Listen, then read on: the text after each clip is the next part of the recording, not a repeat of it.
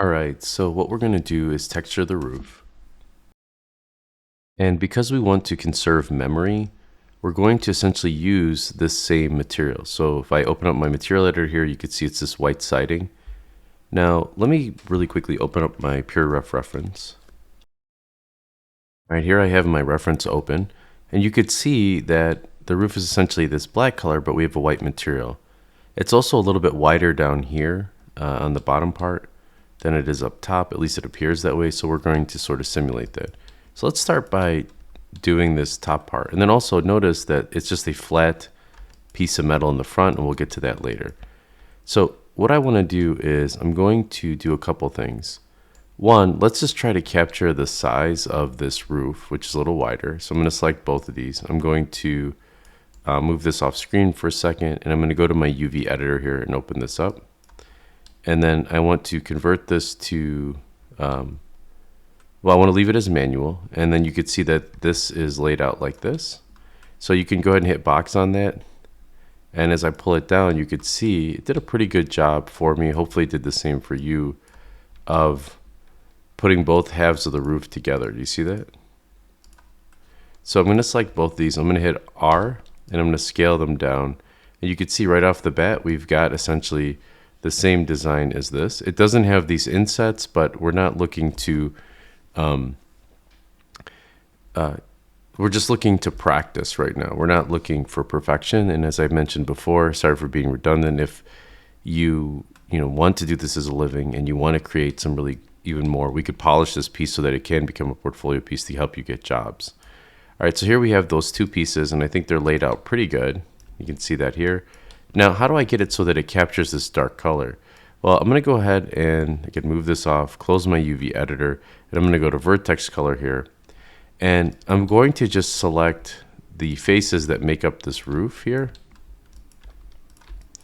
And I'm going to just kind of go with a really dark tint, not black, and hit apply. And that did nothing. Oh, let's try selecting maybe one face. You know what? The material that's on here is not so this is the white siding material. I'm going to click on this really quick, and I'm going to go to, let's see, Universal Internet Pipeline, and we want something with vertex color. So let's go ahead and type in vertex, and here's the diffuse vertex color pro builder. No, that's not right. Let's try, it's probably an older material. Standard vertex color, shader clef. There we go. That one looks good. So we want to switch this material here to these different, and we're going to make our own materials and shader. I mean, we've made materials, but we're going to learn about shaders later. But for now, just there's these different shaders, and they have different surface attributes that do different things. And this one allows us to use this vertex color here. So with these selected, I think that looks pretty good. Let's select this top roof here. I just want to check make sure that it was the same one. Yeah, that looks good. Okay, so in the front here, I don't want these lines. I do want to be a little bit, it just looks sloppy when there's lines going across, and you could see clearly that that's not there. So this is a really easy fix. Inside of our UV editor here, I'm just going to select these front faces, and these side ones here, just those that make up that edge. And I'm going to hit box again, and I'm going to hit R and just scale that down and just throw it in one of the white areas. And now you can see it gives us a clean line there between the two. So that looks pretty good. Let's do the same thing for this roof. What I'm going to do though is, and like you can see here, did a pretty good job, the box, but we'll hit it again just to be safe.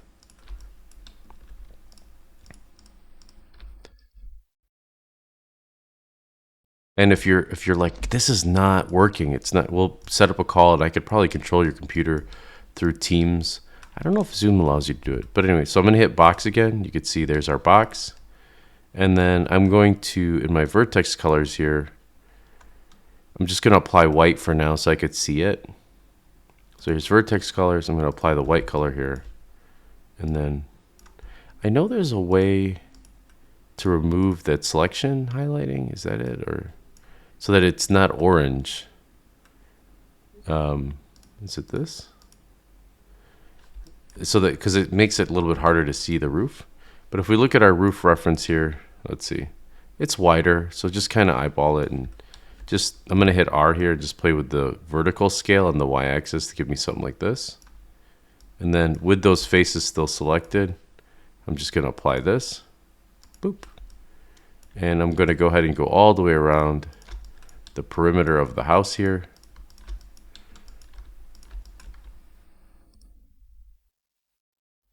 Neat.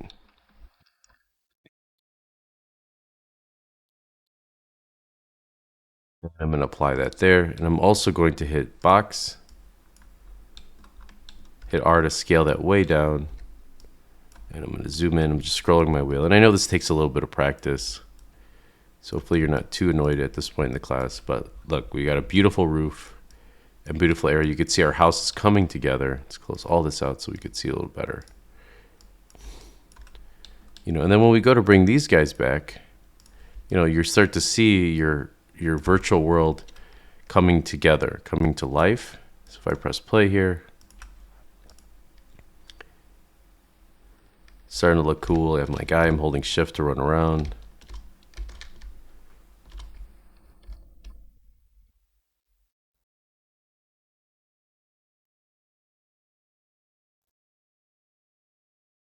And what I might do is also just kind of hide this plane at this point, because,